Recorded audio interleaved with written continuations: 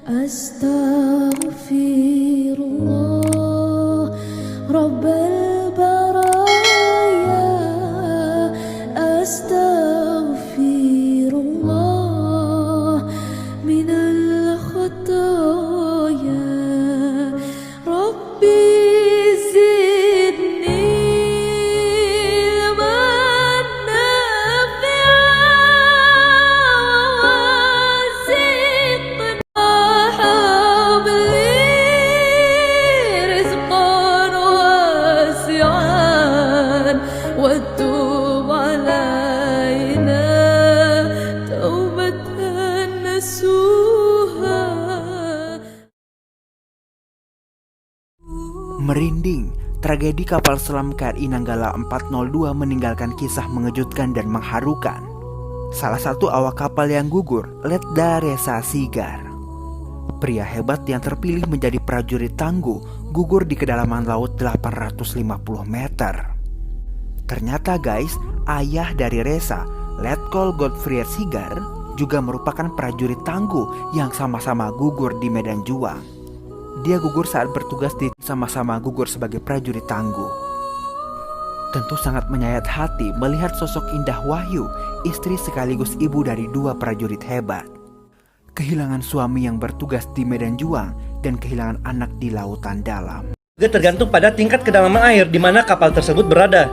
Jika pintu dibuka dalam kedalaman 800 meter, air akan masuk sangat cepat dalam hitungan detik saja. Kemudian berenang dalam kedalaman 800 meter adalah hal yang mustahil bagi manusia. Rasanya akan sama dengan diinjak 100 ekor gajah di kepala. Karena setelah beberapa detik air masuk dalam kapal, gendang telinga akan pecah, paru-paru akan tersumbat, lalu akan diikuti oleh pembuluh darah dan juga seluruh organ tubuh yang ikut hancur. Banyak yang bertanya, kenapa ya kru kapal KRI Nanggala 402 tidak berenang keluar ataupun membuka pintu emergensi untuk menyelamatkan diri mereka? Oke, mari kita bahas. Nah, jadi guys, dua hal tadi sangat mustahil dilakukan dalam kedalaman lebih dari 800 meter karena akibatnya pun akan sangat fatal. Fakta yang pertama adalah kapal selam tidak memiliki pintu emergensi yang bisa dibuka dengan mudah. Karena pintu ini sudah dirancang agar tidak bisa dimasuki air laut. Sebenarnya dalam kapal selam terdapat kompartemen penyelamat yang bisa digunakan oleh Keponakan Menteri Pertahanan Prabowo Subianto menjadi salah satu kru dari kapal selam KRI Nanggala 402. Reza Triyotomo Sigar, salah satu kru kapal selam KRI Nanggala 402. Bungsu dari tiga bersaudara ini adalah anak pasangan Letnan Kolonel Infanteri Simpson G. Sigar dan Indah Sigar. Sang istri pun dikabarkan sekarang sedang mengandung. Sebelumnya beredar percakapan WhatsApp terakhir yang diduga Letda Reza yang memohon pamit sebelum turun berlayar. Selamat jalan berlayar. Selamat jalan sang prajurit sejati. Doa kami menyertai perjalananmu.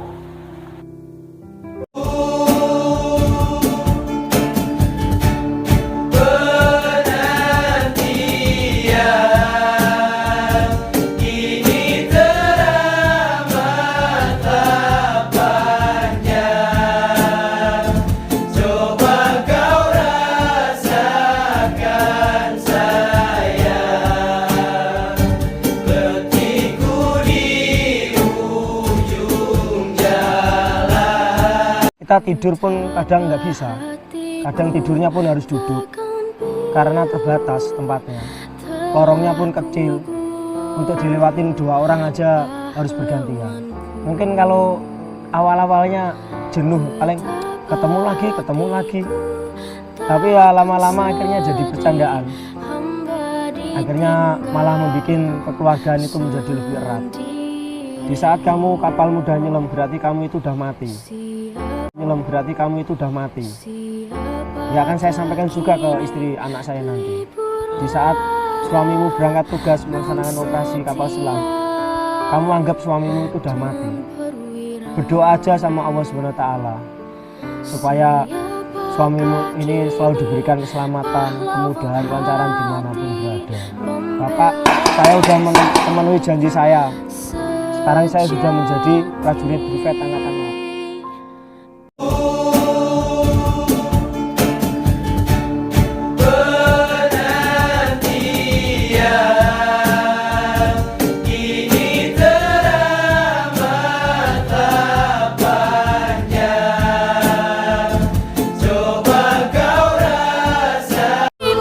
Senandung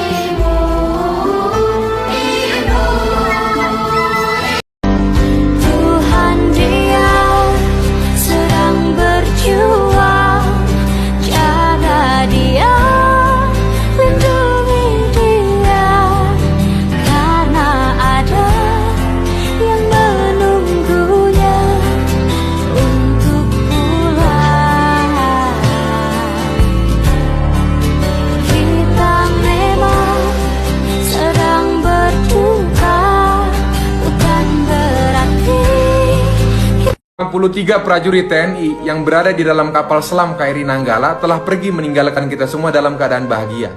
Kabar dari Rasulullah bahwa ketika ada seseorang yang meninggal karena tenggelam, maka itu dikategorikan sebagai mati syahid.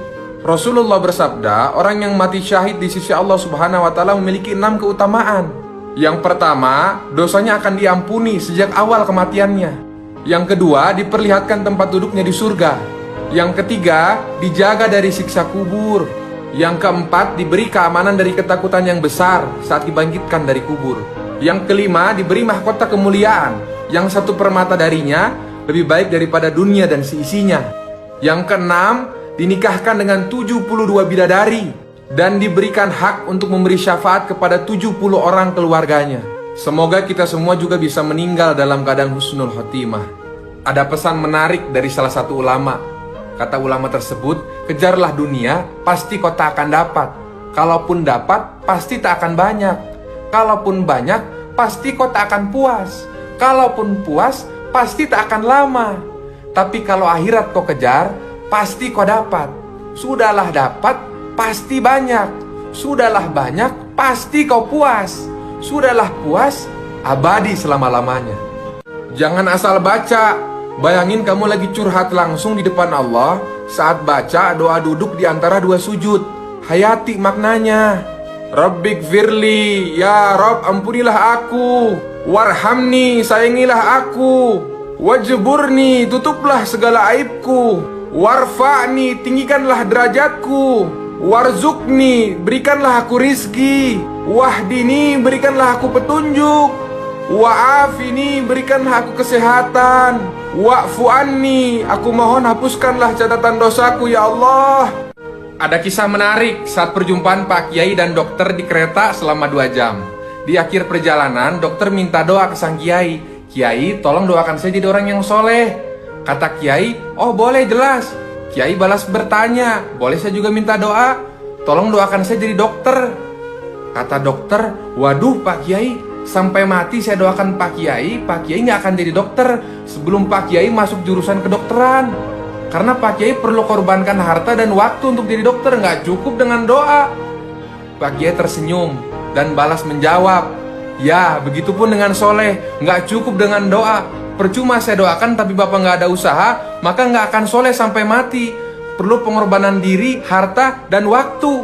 Karena hidayah itu dijemput Pak, bukan ditunggu. Harapannya pertolongan Allah segera datang. Harapannya doanya cepat Allah kabulin. Tapi panggilan Allah 5 kali sehari sering dicuekin. Sholat zuhur mepet ke asar, asar mepet ke maghrib, maghrib mepet ke isya, sholat isya ketiduran, sholat subuh kesiangan. Padahal Allah manggil kita buat sholat tuh pengen dengerin curhat kita, nungguin diminta sama kita. Maka sekarang kalau ada panggilan azan, gercep. Belajar nyaut kalau Allah panggil, supaya Allah juga nyaut kalau kamu minta sesuatu. Hei, jangan sedih cuma karena gak ada temen curhat. Jangan sedih ketika semua orang ninggalin kamu. Karena tempat terbaik untuk curhat itu di atas sejadah. Dan pendengar yang paling baik itu cuma Allah. Sebab hanya Allah yang selalu punya cara untuk beresin setiap masalahmu. Di saat semua orang meninggalkanmu, percaya deh, ada Allah yang selalu mencintaimu tanpa syarat. Kalau Allah udah turun tangan backup kita, maka nggak ada yang namanya masalah besar. Hei, buat kamu yang masih pacaran, cuma mau ngasih tahu, yang ngajak pacaran akan kalah sama yang ngajak ke pelaminan. Yang ngasih mawar akan kalah sama yang ngasih mahar. Yang ngasih coklat akan kalah sama yang ngasih seperangkat alat sholat. Yang ngomong maukah jadi pacarku akan kalah sama yang ngomong maukah menikah denganku. Bener, pacaran itu indah, tapi setelah nikah. Sudah berapa lama kita hidup di dunia?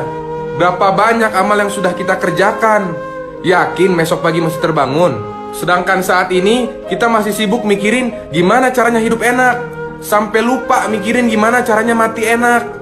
Teman-teman, akhir hidup seseorang itu tergantung dari kebiasaan apa yang dia lakukan hari-hari. Jika semasa hidupnya dia dekat sama Allah, dia taat sama Allah, maka akhir hidupnya akan mudah mengucapkan lafaz Allah dan meninggal dalam keadaan husnul khotimah. Jadi yuk kita deketin Allah, niatkan semua yang kita lakukan karena Allah. supaya Allah bimbing kita semua untuk sukses di dunia yang sementara dan di akhirat yang selamanya. Berakhir sudah impian cinta, tinggallah puing-puingnya.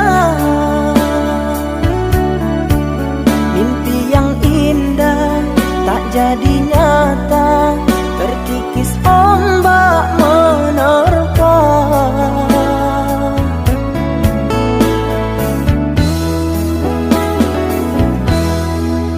Aku yang dulu Kita tidur pun kadang nggak bisa, kadang tidurnya pun harus duduk karena terbatas tempatnya. Lorongnya pun kecil, untuk dilewatin 2 orang aja harus bergantian. Mungkin kalau awal-awalnya jenuh, paling ketemu lagi, tapi ya lama-lama akhirnya jadi bercandaan. Akhirnya malah membuat kekeluargaan itu menjadi lebih erat. Di saat kamu kapalmu udah nyelam, berarti kamu